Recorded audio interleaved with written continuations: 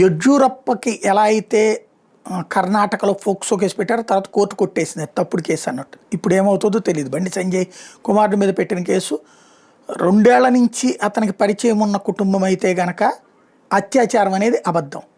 Minor కాబట్టి మైనర్తో లైంగిక సంబంధం కలిగిన క్రైమే, నో డౌట్. అందులో మైనర్తో లైంగిక సంబంధం యాక్సెప్టబుల్గా చట్ట ప్రకారం అది రేప్ కేసు కిందకే పరిగణించబడుతుంది.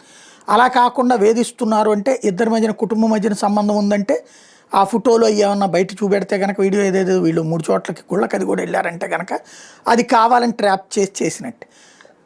అలా కాకుండా బలవంతంగా తీసుకెళ్తే ఇన్నిసార్లు అయితే ఉండదు. కాబట్టి సంథింగ్ ఏదో జరిగింది. ఇప్పుడు బండి సంజయ్కి ఎంతమంది అండగా నిలబడతారు?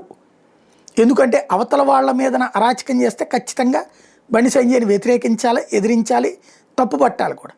బట్ ఇక్కడ కాన్సెప్ట్ అయితే ఈ కోణాలు కనబడుతున్నటువంటి వాడు బండి సంజయ్కి ఎవరు తన వాళ్ళు కాదో తెలుస్తుంది ఇప్పుడు.